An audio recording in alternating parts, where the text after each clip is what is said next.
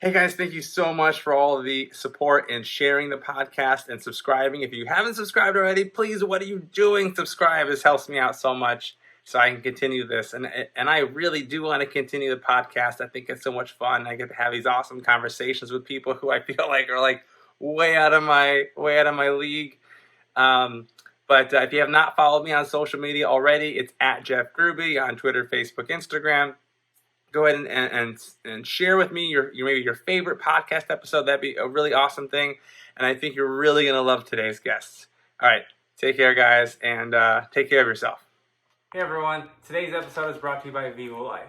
Now, we all know how important protein is to maintain an optimal diet. And me, I'm a busy dad of 2 little kids. And as much as I want to get all of my nutrients from Whole Foods, sometimes I just can't manage to make that happen. And I absolutely need the best quality foods so I can recover from my workouts and sustain my energy so I can show up and be the dad that I want to be. And that's why over the years, I was on a quest to find the healthiest and cleanest protein powder that I can use after my workouts. So what I do is I mix a scoop of Vivo Life Perform in with my post-workout recovery meal, which is oatmeal, blueberries, flaxseed, and it tastes amazing. I love it. So not only does Vivo meet the criteria I need, it also is environmentally friendly as well. It's 100% plant-based protein, and the flavor is extremely smooth compared to other protein powders I've tried out there. Part of the reason is they use fermented protein, which is the healthiest protein that you can have for your digestive system, especially mine. On top of that, it has amazing ingredients like turmeric, ginger, and reishi mushrooms. What's so freaking awesome is that Vivo Life stands behind their product, and if you don't feel the difference in 30 days, they give you a full refund, no questions asked. So I get it. We're all unique. We're all different. We have different preferences. You be the judge yourself. Go to vivolife.com, and at the checkout, use the coupon code PERFECT10 for 10% off your first order. And by the way, my favorite flavor is the banana and cinnamon. It's about growing as a person. Your best is completely unique to you. To do a gala review. Hey everyone, welcome to episode 18 of Fuck Perfect. I'm here with friend Brian Newfang. Thank you so much for joining me, Brian. Hey, of course, man. I'm happy to be here. And we were just talking before the podcast. If you want to give people like your own description of your story of who you are or wherever you want to start that, whether it's the 5-year-old Brian to now or the last 30 days, who was Brian Newfang? Yeah, well, the last 30 days have been really weird. My 5-year-old self couldn't have imagined. But first of all, let me just say that it's, I like your podcast. I like the name you chose. And I couldn't think of, like a better container to put my story into, because I've constantly had to remind myself throughout my adult life up until now that, like, fuck perfect. I'm a perfectionist, I think, and that has prevented me from, in a lot of ways, really, I think, achieving certain milestones that I look forward to. So, um, the long story short, we met in school, theater arts grads at the University of Arizona, and I think my journey post college started with me living in my car. I graduated in December, and then by August I was free of all my belongings except what I had in my Subaru. And then I was trying to force myself into a situation where I thought would elicit growth, and it did. And again, not in the way that I had anticipated. I think that's the full story. I lived in my car, traveled, vagabonded, toured, life rolled in and out for a total of 4 years. And that 4 years defined, in a way, how I look at life, because I completely just opened myself and my life up to the possibility of whatever's going to happen is going to happen. I have 2 weeks of my life planned out. I have nowhere to go, nothing to do. And through that, life really just unfolded. Now, what I wasn't prepared for was my own interpretation of when things didn't go well. It started out amazingly. I hit the road. I reached out to people. The internet was brand new. Twitter wasn't even a thing yet. I'm like using Facebook and couchsurfing.com and finding all these ways to like connect and interact and do what I thought was the thing to do, to build an audience. Or, I don't, nobody, there's no roadmap for how this works. I just thought, well, if I'm forced to create because I have absolutely, like survival circumstances around me, then sure, I'll create something. And I did. I mean, I met my idols along the way. This is like at the beginning of the sort of hero's journey. Like I went to a show and I met Zach Galifianakis. I ran into Robin Williams at a club. I met Wow. a comic named Doug Stanhope who asked me to do shows on the road. Then he told me that I mean, he didn't say I sucked, but the fact that we had 3 shows, started out with 15 minutes, went down to 10, and then the third show was 5, and then it was like, you know what? Just keep writing, keep doing what you do, kid. You're gonna be great. And it was just like I felt this thing, and I'm inferring my interpretation of what he said, Sure. and man, that was like I feel like that was the beginning of the end almost, and the creativity didn't stop. Like I took that. I still like tried to figure out what my journey was going to be. And then it got real interesting when 2 years in, I met a girl in a bar. And I don't know if you remember Club Congress in Tucson, but Yeah.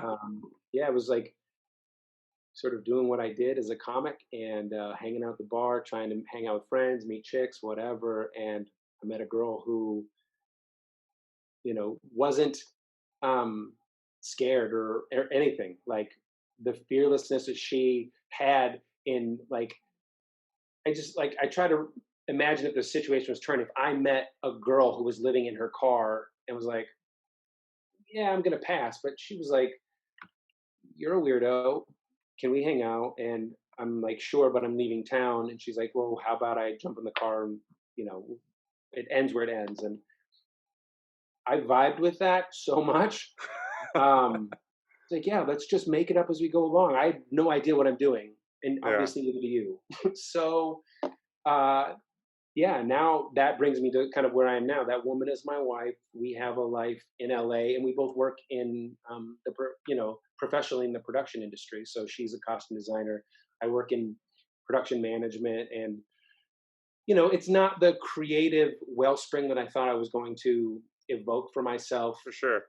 through all of this stuff, but my you know my I guess the way I look at life and how things can happen and can be generated, um like that thread has never really um gone. Like it sort of instilled within me like this knowing that everything's going to be okay, and my work has been remembering Yeah. because I have a tendency, and I think probably most of us do, to freak the fuck out and not realizing I'm freaking the fuck out because it shows up in different ways. I've got like a really calm mind. I've got a meditation practice, like not always clued into the signals my own body, mind, and You know, it's heart. interesting you bring that up. When I when I first started doing when I first was like kind of dipping into just my own therapy a few years back, about 3 or 4 years ago, um, the thing I learned was like I said I don't feel stressed, and the therapist is like, well, you actually can have a high tolerance for stress.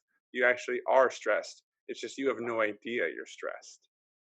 And I was like, oh, well, that makes a Yeah, lot of fucking it's sense. and I think that's something that a large percent of the population.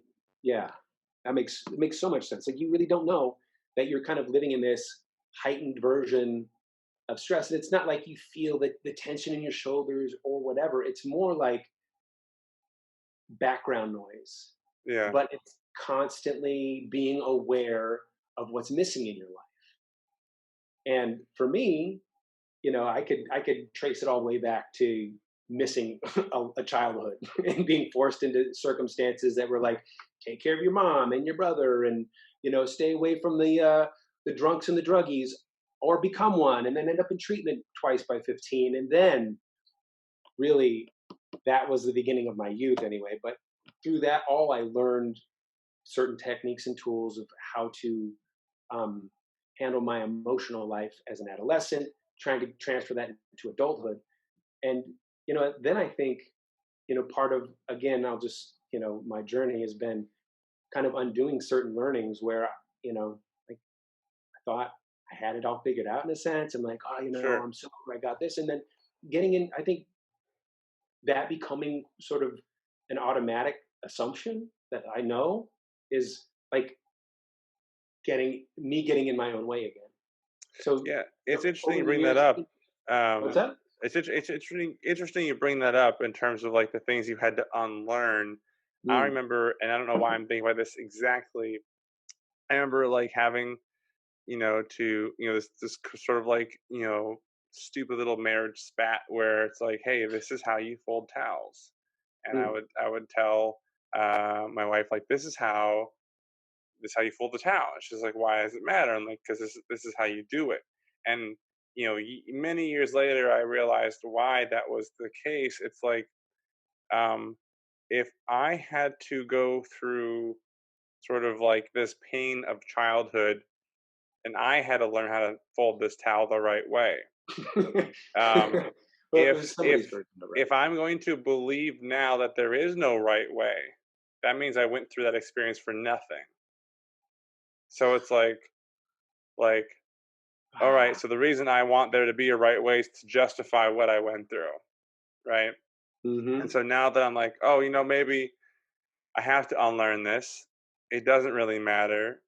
There's a really awesome quote that many people will talk about, especially Tony Robbins. He'll say, "Do you want to be right or do you want to be in love?" It's like, and the smart asses that will say you could have both don't really get the question. So uh, and being around and being who I am as a person, I have befriended many smartasses for being a smartass myself. And then when I've grown kind of past that, I'm like, oh shit, I have all these smartasses around now. Yeah. Yeah, and it's getting some of your own medicine, right? Like, Exactly, they're reflecting you back to you in a way. exactly. And the idea of fuck perfect is like it's mainly fuck perfect expectations. It's kind of the whole thing, right? So the idea is like I have this expectation I'm going to be a famous actor, but the reason I wanted to be a famous actor is that I thought that was probably the best way to influence the most people's state of mind, to make Mm, them laugh or make them cry, make them do something.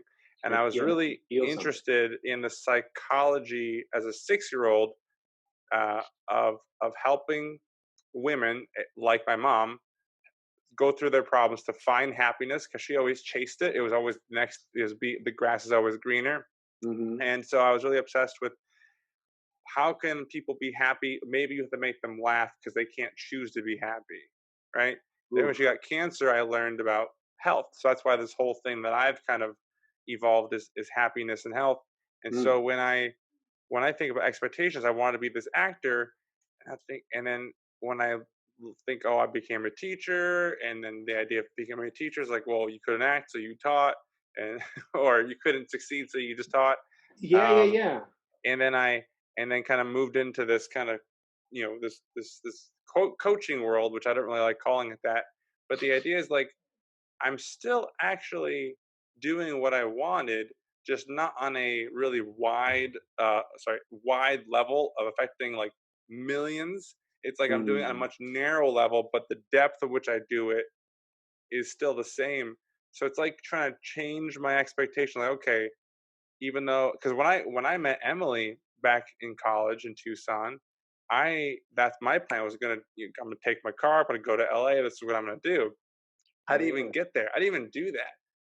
'Cause she was like, I had Mm. such a terrible relationship with my mom, which people probably don't understand this, but like I had a great relationship with my mom toward the end of her life, but like Mm. terrible my whole entire life. So when I met her, I was like, holy shit, I gotta stop all the shenanigans. I gotta stop everything. It was immediate for me. It's like everything's done. I gotta focus on her. I knew I was gonna I knew I was at least gonna ask her to marry me. I didn't know what she was gonna say. Like I was like, yep, I'm gonna marry Mm. her. I'm gonna marry her. So boom, everything changed, and then and I'm kind of right. I'm in that relationship, and I'm at that time of graduating to go to LA.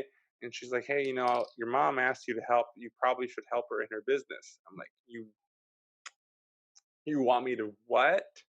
Like, you think I should do what? Mm. And I was thinking like, well, I can't.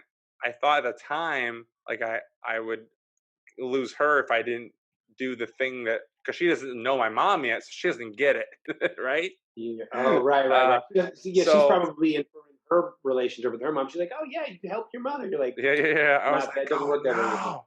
So I'd even pursue the beginning of that sort of expectation, that dream, and at some points, like there's certain parts of me that miss the performance level of it, right?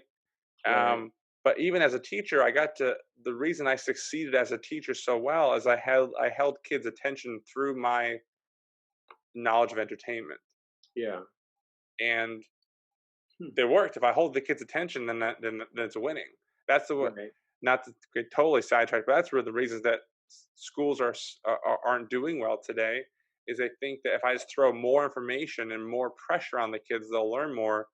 When you're just not Mm. engaging them, they'd rather be on Fortnite. They rather be doing something else where their attention is wants to go. So if you could Right. Right. either So you get can. in the middle of it or get in with it, be Yeah. like, hey, can you talk to me about Fortnite? I can teach you about math and Fortnite all day fucking long. Yeah. I need to find somebody to sort of hijack that with education. So like Hmm. wherever the kid's attention, like you said, is already going, and you just sort of hijack that and add the influence there. Right now, we're at home. Hmm. COVID-19. Everyone's like a stay-at-home, school program slash Yeah. everything How's that? else. How's that working out? Oh my god, it's so much harder when it's your own kids. But like, Oh wow. but the expectation is like all these parents think I'm gonna take the normal school system, which is already overworked, underpaid teachers who are trained to be teachers, who have a lot of resources. So when you come Hmm. home, you don't have the training, you don't have the resources. You're trying to do as much. A lot of these parents are trying to do the same thing that the school did. I'm like, even as a teacher, I know it's not possible. So Right. my kind of my mentality is like, I'm gonna choose two projects, whether they're 20 minutes or an hour and a half project. We're gonna do two projects a day, and I change the themes because I know my kids right now are interested in Zelda Breath of the Wild. They're interested in Pokemon. They're Hmm. interested in like that shit. And then I say, okay, let's pick a fictional theme this week. Next week we'll pick a non-fictional theme. And all I'm doing is like, what are they interested in? And I'm making it like this is the math version of it. Let's count Pokemon. Let's see if you have these five, you have these powers, they do this damage minus this much thing. So it's math. So like there's ways to make these lessons out of Pokemon and Zelda or Yeah. Ocean, and I have their attention, right? It's that simple. But let me Hmm. ask you a question. Yeah. Well, I'm having a hard time like containing all of the like the spin-off thoughts and conversations that I want to have right now. So yeah, Oh yeah, yeah. No, that go happens. ahead. Happens a Ask the lot. question, and maybe like we'll be able to find a way to circle back to moms and Sweet. and something else you said about like the voice in your head. Right. When you said you didn't kind of live up to your own expectations. I relate. So anyway, what was your question? The only real question I'll ask on this podcast, because I think this is a great back and forth. When you have like an endless amount of back and forth, it's great. The only question I really ask is, at what point, and we kind of already talked about this, which is so fucking awesome.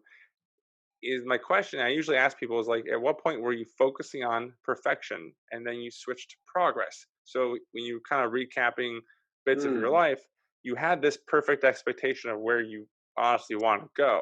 But now you have like obviously gratitude journals, meditation, you're focusing on the progress that your life has actually achieved. And that's the other thing I was going to touch on too, real quick, is mhm, sometimes I feel like we're going on this path mm. like full force 100% or 200%, whatever you want to say, and then life is like, hold the fuck up, you need to do some like healing in your life. Like, aren't we all experiencing that on a global scale right now? Right, right, Life is just like, exactly. "Er," And then and in this then this so that's the question is like at what point we're if you focus on perfection and with the progress, because I'll tell Mm, you this, in my experience in therapy, the reason I don't really value it a whole lot just for me anymore is I went in with one specific thing, and after about a year and a half of it, I came out with lots more problems that I had no idea about. And I was like, this is not right. So I changed my course. I went to sort of like coaching because a lot of times with coaching they say, everyone has had shit happen, but what do you want next? mm, I'm like, mhm, oh, that's a whole different that's the reverse framework of this therapy. So yeah. in your life, aside from what you've already said, or if you want to tag on more to it or talk about uh, your inner voice and your mom and that jazz, go for it. Well, it's all related, I think, on some level. Hmm. When I was a teenager, as I'd mentioned, I'd gone through this, recovery thing. So I was in and out of the juvenile system. Part of that was like a drug rehab. I maintained sobriety my whole adult life. No drinking, no drugs. Um, that has How does changed. that go, by the way, with no drinking? Well, that's just the thing. Like it. So let me back up. So my introduction to focusing on progress was my introductory to like the 12-step philosophy of life, because that's how I maintained a life of sobriety from 15 years old to Mhm, 38 years old. And it was because in their program, in the 12 steps in general, there's a mantra or a saying or a cliche that's like um, uh, progress over perfection or something. And now I can't even remember it, I um, love it. they have a sort of a cliche on the wall for people to start to reprogram themselves with. Progress. I have to like Google. I'm like, oh, what was that AA saying? I'm so bad. Progress before perfect. Progress over perfection. Progress. Anyway, that's where it came from. But now I think it's again a reminder, like of narrowing the focus. Like I need to focus on the day to day stuff and Mhm. see myself improving. And you know, because for that in some way, because I find that I just experience cycles of complete, um, like watching, when you're fixed on a goal and you're like, oh, like if you have a perfectionist perspective, you're like, you see the end and you run for it. And then if you're me, you fucking get tired in the middle and you're like, I don't know if this is going to work out. I just kind of got to shift. I don't know if I'm going to make it. But Mhm. if I can look at one example currently. So I used to do CrossFit. I was a CrossFit coach for a while, like one of my like side hustles, I guess. Um, and that was the way I worked out. But now I work out every day, but I don't like crush it every day. I do 15 to 50, 30 minutes maybe sometimes. But because I do it every day, and the most recent example is I started with pull-ups, one Mhm. exercise every day, just full out. Whatever my max was that day. The next day, I just needed to add one more. And I went over the course of I don't know how many days until I couldn't one up myself. Yeah, I got to like 18, like strict pull-ups from 7, I think. So that's awesome. I think we don't, at least what I'm starting to learn about myself is that there's a mechanism or part of our nature that's really constantly doing that for us. There's a guy named Derek Rydell who wrote a book called Abundance, who has this, he he created emergence as a term or as a point of view on human growth, evolution, personal development. Which I listen to him and I'm thinking, yeah, man, you're always kind of on an emerging edge. And the more I meditate, the more I reflect back, especially now because I have so much time to do it. Um, the beginner's mind that people talk about, or like, emptying the bucket so you can start new. It's really just about realizing that you, with focused intention, are designed to grow in any capacity that you choose. If we're not intentional about it, we still grow, and sometimes in ways that we're not aware of until we have some like major life obstacle that we're surprised by how we handle that. Yeah, I that's can't believe really I blew up. I can't believe I cried at that. I can't believe, and I have those moments too, like, like you said, the wife spats or like the little things. You're like, we've cooked together in this kitchen so many times. Why do I want to, like, why do I want to just throw in the towel now? Like, this is it. yeah. Little things will line up. And I think getting back to the knowing that, yeah, I got in a constant state of learning. Like, um, I don't know who I heard this from, but it was again another podcast. Another somebody said something that stuck. Um, there's a philosopher and author named Rilke who basically who's sort of through through line in their theory was live the question. So I find myself more and more like, um, how can I improve? I don't need the answer right now, but Hmm. how can I improve day by day? And I started asking myself more questions without an attachment to the answer. And whether the question got answered or not, over the last couple months, because this is something that I just started like kind of implementing, on sort of a dip in the curve in my cycles of life and sunny outlook, rainy days, but continuously asking myself questions about what I can improve or how can I do this differently or better, or even curiosity, like why do I feel this way about this? Yeah, You either know or you don't, but it's okay not to know because life for will sure. reveal the answer to you eventually. So I really veered off from your original question of focusing on progress, but that's one of the ways that it shows up for me is like one day at a time, like the very basics of being present in the moment and remembering that I'm designed to grow. I'm designed to evolve. I'm designed to like, and I don't mean like that. Those are some really nice affirmations. I'm designed to grow and evolve. Yeah, I mean, and I don't mean that from anything other than my own anecdotal evidence and experience with my favorite online poet Jason Silva would be like the numinous, the the luminary. Like it's just like your experience of yourself in the world, be it spiritual, religious, or otherwise. Like there's things that you can't explain, Hmm. can't know, and may never know. So why try?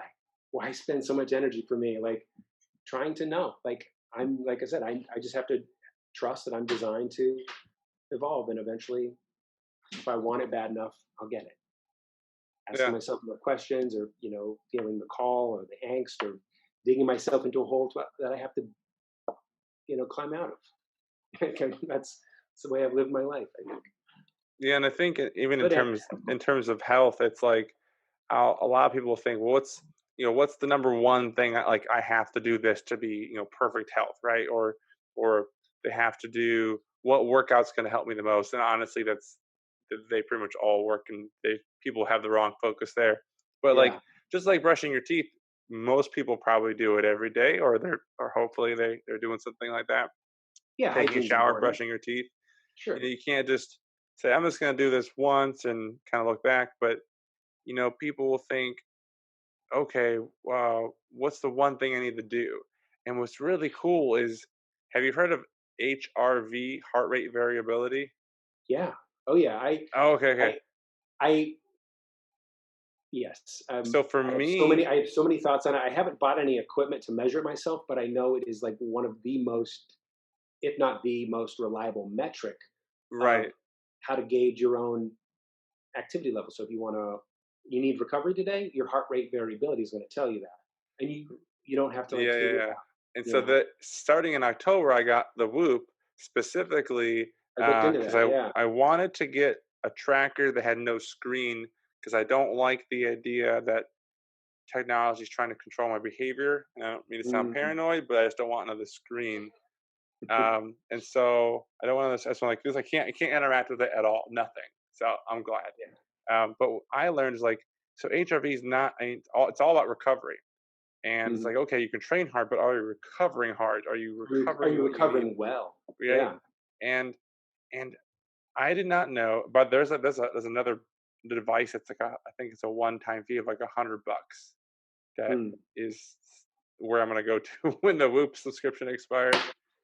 Um, but the because it's like $30 a month. That's insane. Yeah, that's It's a like chunk. it's like two Netflixes, right?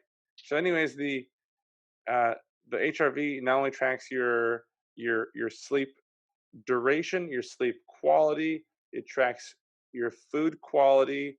It obviously it ties in with alcohol as well. If people Mhm. drink and eat too much sugar, it Mhm. it tracks your stress levels Mhm. and your fucking gratitude. Okay, How so does it measure that? that's the thing that scientists know that it tracks. They don't know how to say which percent of what. They say this is the checklist. If your recovery is low, start going through this checklist. But they Interesting. know that people that are focusing on gratitude, their recovery goes up. Yeah. And I was like, this is the coolest metric I've ever known about in my Ah, life that it can measure that. Now, I love granted, that. uh, say like you're always at 80% recovery, maybe if you added more gratitude, it would work. Maybe if you clean up your diet. One of my Mhm. favorite desserts was like a caramel, sea salt caramel cashew ice cream because it tasted Mm. legit like ice cream. Yeah. And I Don't ate it talk to one me about night, and my desserts. recovery went boom, like it was in Yeah. the red. It was like danger, danger. I was like, oh shit. But the cool thing that I like about it, at least knowing your recovery, is that like last week I had like this shit recovery, and like I don't know why, but I'm not working out now because don't want to. Otherwise, I would have. Otherwise, I'm like I'm just gonna push through Yeah. it, and like probably done something terrible. Well, maybe you're more stressed or you're not Yeah, grateful. definitely more stressed. Yeah, exactly, But exactly both. just and yeah, that's when we if we want to circle this back to stress because that's one of the metrics that it monitors. Your stress is related to the hormone cortisol, Yeah, and that is released in our bodies at the speed of thought. So if you give too much attention to COVID or running around teaching your kids, like those are the kind of things that and it compounds over time. I think that's something that I didn't realize either. Like stress isn't just like it is a day in day out kind of thing. And hmm, arguably, I have chosen to live in one of the most stressful environments everywhere. Any major yeah. city, you're going to find light pollution, noise pollution, sound pollution, air quality. It's like Oh all yeah, these yeah. things that directly affect your level of stress. It could be why the whole woo woo wellness community in LA is like like world renowned for all of the weird shit that they do. I follow half the planet on Instagram doing breath work or whatever it is that people are into, uh, Hmm. butthole sunning and urine cleanses. And God, I know this stuff exists, and like I'm partly curious because I have one foot in the wellness world, and another part, You're like that's interesting. yeah, exactly, in the creative world because I'm like, it should be a sketch, but no, this is real life.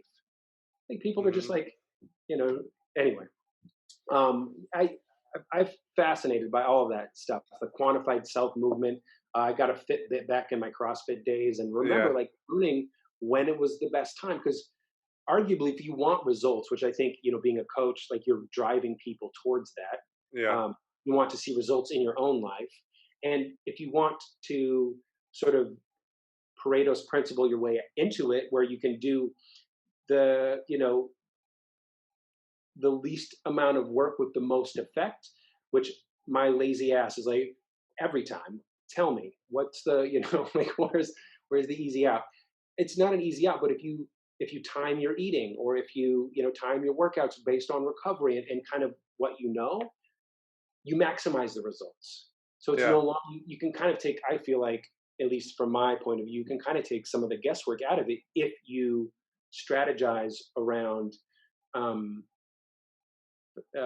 scientific facts. We know, if you know that gratitude lowers cortisol, Hmm. expedites recovery. Well, then I'm just going to start thinking about the things that I have in my life right now that make me Right. Yeah, and live. that's the other thing. There's like these three questions. I'm not sure I can remember them. It's are you focusing on what you have or what's missing? Are you focusing on the past, present, or future? And see, I can't remember the third question. There's another question that's sort of like just nails it. Like, and basically tell Hmm. it the way you think about it, like, oh shit, I'm focusing too much on the future about the body I want or whatever. And so Yeah. it's just really helpful when people that I work with, like, all right, they say, hey, can you work with me? I'm like, well, let's just establish some ground rules. Can you drink lots of water, get 7 to 8 hours of sleep every night, and do intentional walking for 3 weeks? If you can do Hmm. that, then we'll discuss a future relationship. But if you can't, I just gave you some fucking kick ass advice uh, Yeah. For that free. people just overlook. 'Cause like, oh, it's too easy. Like, yeah, it really is too easy. It Everything actually is that works. easy. Yeah. How like they're like, well, nothing. I tried this, and this. And like, well, how long did you stick with Yeah, it? it's about consistency. Hmm. Small increments over longer period of times, in my experience, yield better results than Exactly.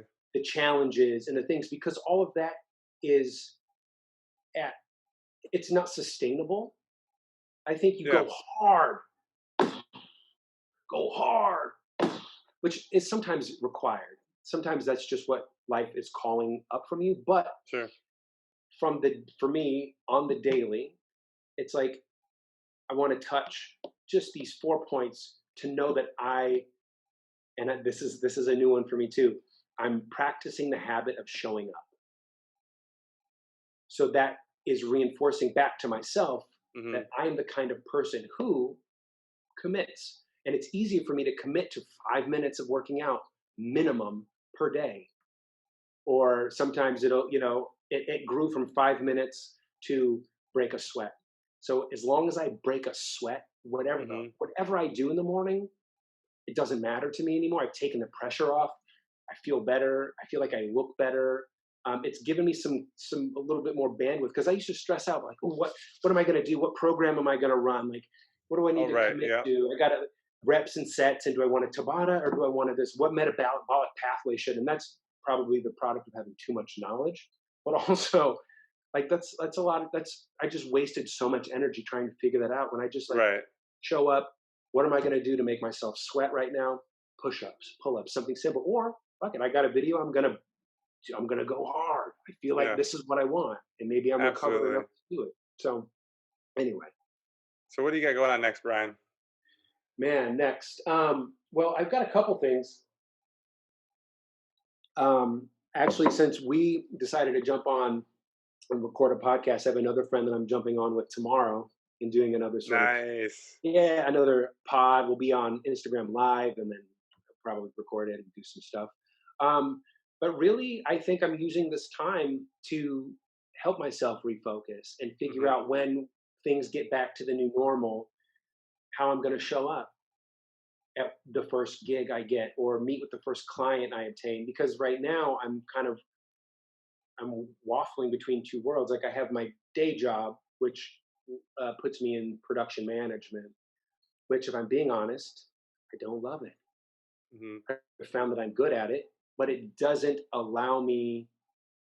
It's like such a rigid structure, and my creative wants don't allow me to find happiness in that. I'm like, I Yeah. have to. Like, it's one of those things where I have to prep myself to like I am doing my job. Like I'm finding ways to make it work. But ideally, I'd love more to, because I have a health coach certificate. I studied with the Primal Institute, Mark Sisson. I do guided breath work with people, and that has been probably one of the sort of keystone experiences I've had in my life, and also as a practice, something that I always go back to. Um, It's It's really interesting about breath work, and obviously you know a lot more than I do about it. I'm a super novice.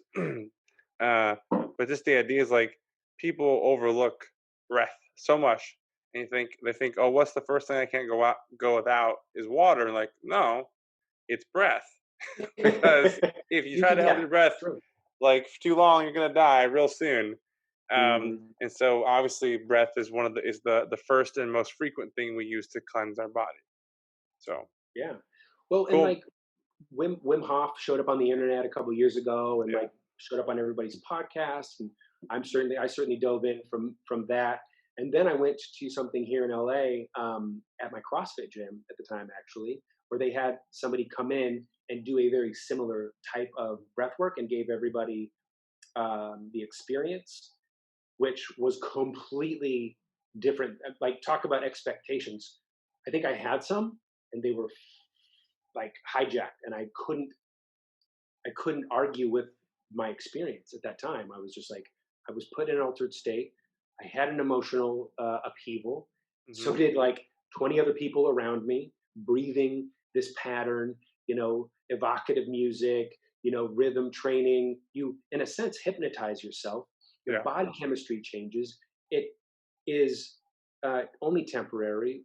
And the metaphor for me is now, if breath is literally like the, oxygen is kind of the energy that permeates all things. There's nothing on earth really that can exist without an oxygen molecule, especially any sentient thing, plants. And I kind of I've allowed myself to sort of get a little bit woo woo about it or spiritual, but like honestly, for me, I feel like the way that I need to take oxygen in every few seconds or I die. Like I'm dependent on these plants around me. I'm dependent on the environment I live in to be Yeah. right. It's an interdependent system.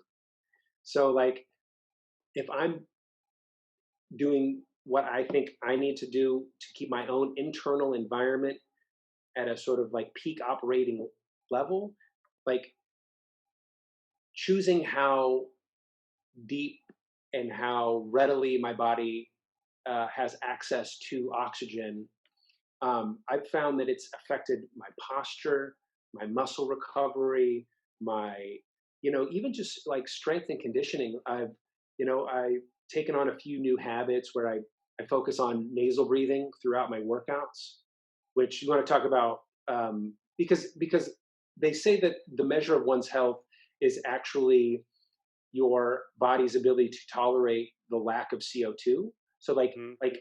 like holding on an exhale, for example, if you were jumping rope and you Right. wanted to work in some training, you like kind of hold your breath on the exhale and see how many skips you can get before you need to fucking breathe. And like switching some of those things up in my own training has I kind of made a world of difference and just reinforced to me how important the the need to every once in a while, and for me now it's like one of those micro habits, like a daily practice where I just check in with my breath. Yep. I breathe deep. I feel my diaphragm. I feel my lungs expand, and kind of like there's kind of a checklist that I go through. But good breathing mechanics improves your digestion. It improves what your body does with the food that you take in. It improves what you do in the gym when you're, you know, Yeah. you know, creating lactic acid. And you can start like I went for a run the other day, and I haven't run in, I don't know, a year or so, and I've got an ankle thing, and I'm not like running as a way, but I decided like Minnie's going for a run, I'm going to go for a run, and I'm just like knocked out 2 miles, no problem. Except like maybe my time was more than I would have liked it to be, right? Like 10-minute Yeah. miles, which is still pretty good for somebody who just doesn't run. Um, but I think because during the run it was also like a moving meditation, and I'm like tuned into my breath, and there's a rhythm. I'm like, oh my god, I I don't feel like starved for oxygen. I had asthma as a kid, so I know what Oh wow. breathlessness feels like. And I just like it doesn't ever come up. It doesn't scare me anymore. And like also, if you do like a breathwork thing, like a session with something that that I teach or that I do with clients one on one, groups sometimes, but like you have an experience, like it's borderline psychedelic, and they're starting to study it for PTSD and trauma therapy, along with all the other psychedelic medicine that's starting Interesting. to show results. It's not like if it's not quantifiable in its results, it's all anecdotal and chalked up to pseudoscience. But when you can like show metrics of brain activity, and then months later show people's baseline actually, the needle got moved and it stayed. I mean, maybe it rescinded a little bit, but like if you move the needle and it goes back a little bit, it's still, your baseline is So now better, yeah. improved. Again, the principle of emergence, or constant progress, is like, oh, I did a thing and moved the needle really far, and my set point is here now. Oh, great. So now I can operate from this place with this, sort of awareness. And yeah, man, I'm That's into it. awesome. That's really cool. Well, hey man, thank you so much for hopping on this podcast with me today. Wait, has It's it been been an hour? awesome. Oh, Man. I don't know. I don't really. I usually actually these are only 30 minutes, but we Oh, just so I'm like, we're gonna have to cut this short. Okay. no. I don't cut anything. I don't cut shit. It's just Okay. it's always raw. It's always organic. I don't like to. The only thing I'll ever bleep out is if someone will bring up uh names in politics. I'm like, we're gonna bleep that out for a bit. Just gonna Ah, steer clear of that right now. yeah. But You know, but yeah. But thank you so I much, mean, Brian. I appreciate it. of course, dude. I mean, like, I literally, I don't want to let you go. I want to keep talking, but I realize that there are so many things that both of us need to do right now. But Yeah. thank you, Jeff, for opening up your your heart and your audience and your time to have a conversation with me, man. I really do appreciate it. So Thanks, man. keep And good doing. luck on your podcast tomorrow. Thanks. Have fun. Take All right, care, man. Brian. Take care.